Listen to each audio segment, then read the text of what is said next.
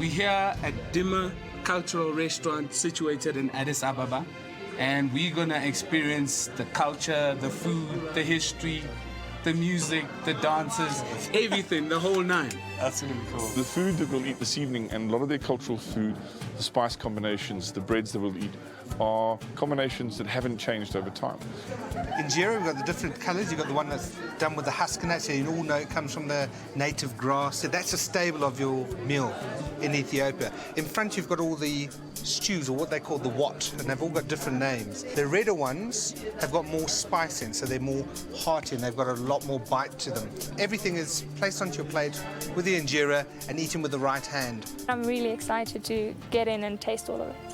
The injera is weird. I've never tasted anything like it. I think because we're used to eating crepes and pancakes, your brain tells you it's wrong that this is sour. But when you eat it with the wats, it's actually really nice. The people in Ethiopia are really awesome people. They're really humble, and the humility they show is mind-blowing.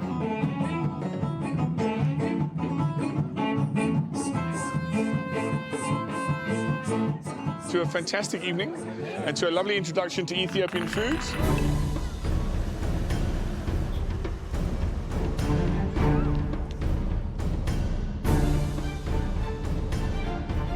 We're up in the forest, 3,100 meters above sea level, so it's absolutely incredible. It is stunning and beautiful, and the sun filters through the trees. You can't help but be inspired in a place like this. It's really beautiful.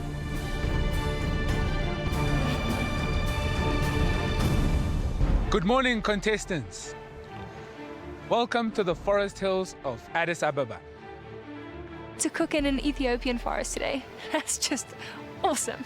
It's amazing that for most people, getting started in the morning is not quite the same unless they've had their first cup of coffee. Today, coffee is a billion-dollar industry all over the world, and it all started here in Africa. 12 million Ethiopians earn their daily keep from this coffee industry, and it's a huge contributor to the country's economy.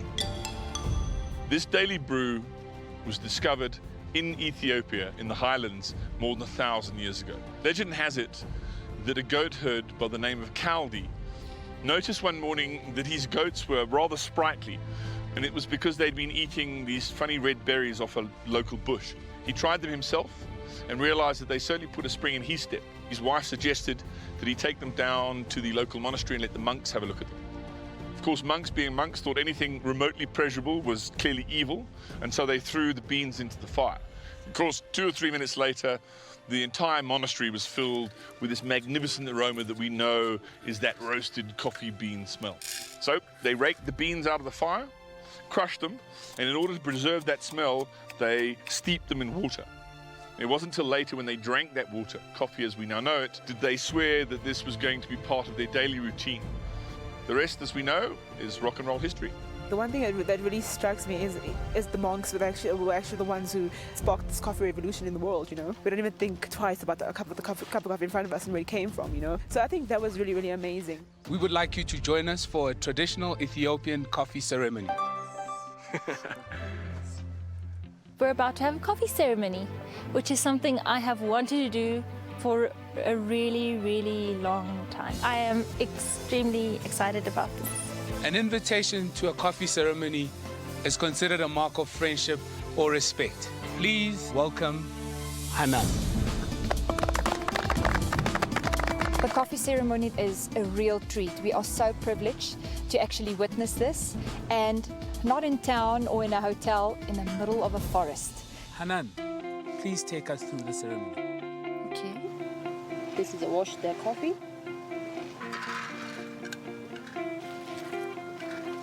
Hanan starts to roast the coffee beans. Incense is burning, and there's popcorn on the table and beans, and as they start roasting, you start to smell them mixed with the incense, and slowly the incense dies away and you start to smell the actual beans, and it's heavenly.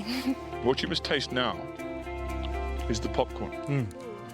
And you see where the similarity comes from and why popcorn is used. It's amazing how the two make the other one pop. You would think that the coffee would overpower the popcorn, when in fact the popcorn is the lasting flavor in your mouth. It's fascinating. The green coffee beans taste a lot like popcorn kernels. And do Ethiopians generally take sugar in their coffee? No, some take it with salt. Right now? Brings out the flavor. Like a lot of salt, like half a teaspoon of salt, or like just a pinch of salt? As much as you want. Salt's unusual. Also, sometimes the clarified butter is added. The Gurage regions, they have their coffee with butter and salt in it. What they never use is milk. Well, it dilutes the flavour of the coffee. Oh, look at that colour. That's good. Oof, I've been waiting for a good cup of coffee today. I personally drink my coffee without any sugar or salt, and the salt changes the way the coffee tastes. It's really delicious, and I think it's actually something that I'm going to adopt back home. Amaseganalo Hanan. Thank you for imparting your coffee knowledge and the traditional way of brewing coffee. I'm a Seganalo. Okay. Thank you, guys. The flavor from that coffee and the culture behind the coffee ceremony was fantastic. Right, but now it's time to get down to business. It's mystery box time. Let's get you to your stations.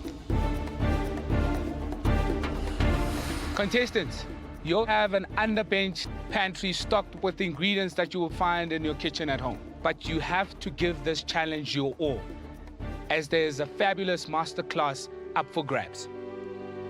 For the worst 2 dishes of the day, you will be going into a pressure test, after which one of you will not be returning to the MasterChef kitchen. It's always quite daunting. No one wants to be in the bottom and cooking for your place. On my count, we'll lift up the boxes and start the challenge. I'm just excited to lift the box up. 3, 2, 1. It's coffee, of course. We're cooking with coffee. They are the most beautiful coffee products under the box, including some lamb loin, some herbs, chocolate. I was hoping for beef because I know that beef and coffee go really well together. You have 45 minutes to produce a fabulous dish using coffee. That dish has to have coffee in it. All the other ingredients, do as you wish. I'm really, really nervous about the challenge because I'm not much of a coffee lover. Begin!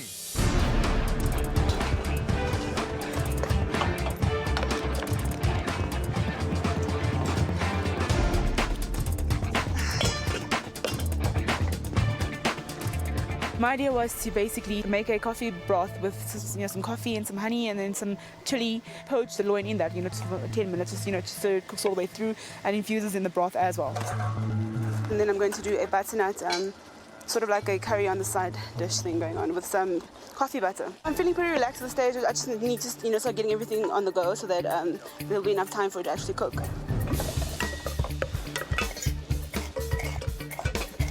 I want to incorporate my coffee with my squash, and I also want to create an Ethiopian lamb stew, which is called a wat. To incorporate coffee in a savory dish already was an offset for me. Not liking coffee was just made it that much more negative for me.